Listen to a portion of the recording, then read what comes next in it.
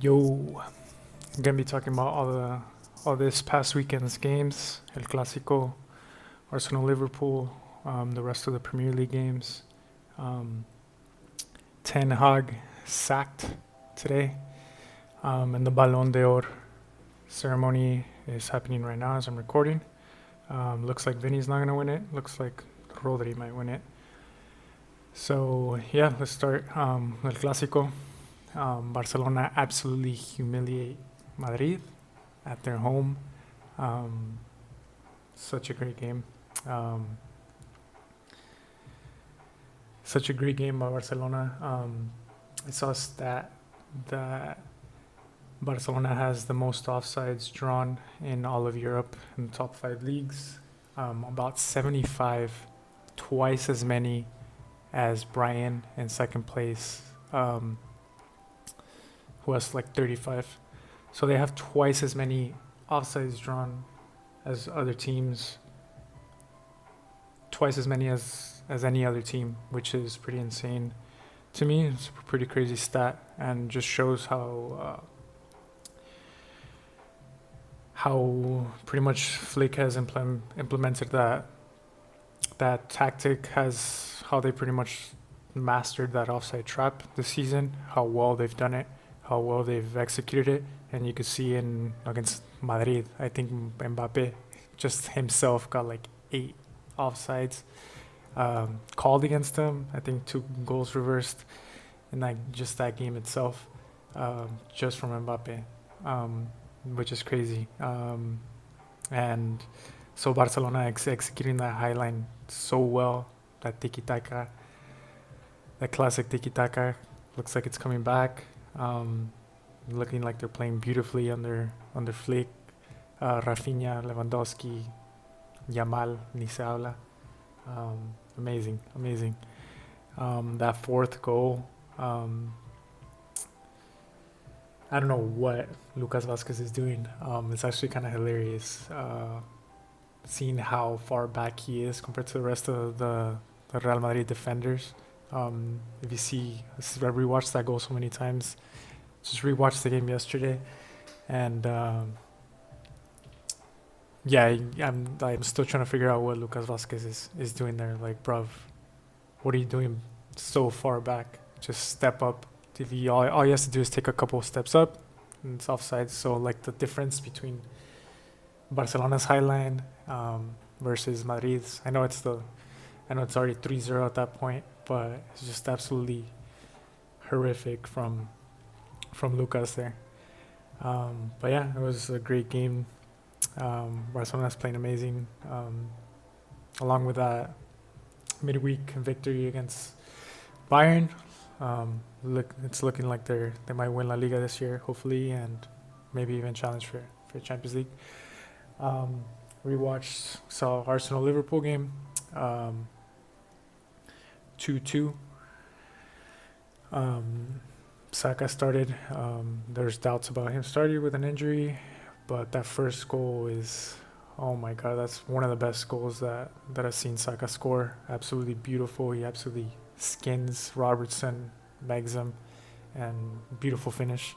So yeah, Saka that first half was probably the best player.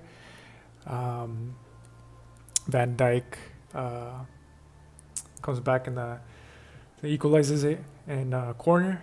Havertz definitely could have done better in marking Diaz, who flicks it, and Van Dijk scores. That's definitely probably on Havertz. He's definitely much taller than Diaz. You should be defending better than that. Second goal, um, beautiful assist by Rice and Marino. You saw in the Euro, he's looking like another aerial threat on top of what Arsenal already has. I'm excited to see him.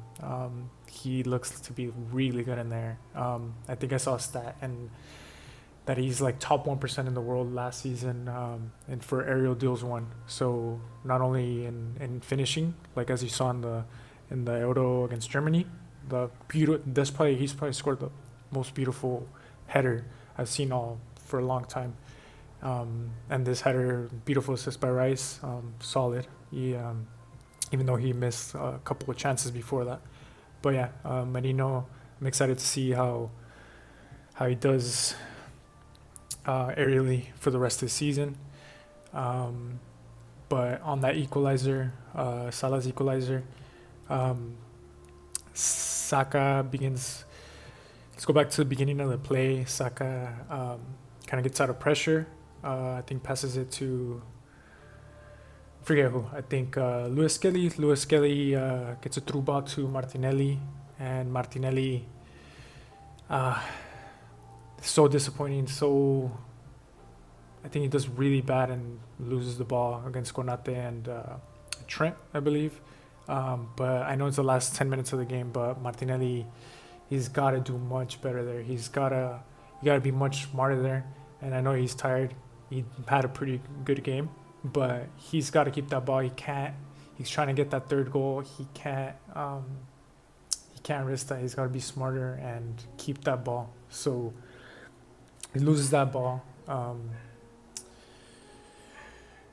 Konate plays it out, I think, to Soboslai. Soboslai plays it to Trent. Trent makes that through ball in the air to Nunez and Kivior.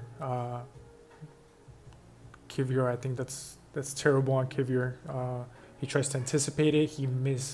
He doesn't measure the ball correctly in the air, and Lewis Kelly gets beat by Nunez. But I think it's pretty bad on Kivior. Unfortunately, he misjudges that ball. So Nunez is through on goal and passes it to Salah, and it's 2-2. But yeah, I think on the second goal, Kivior and Martinelli especially have to do much better. Those last 10 minutes, man.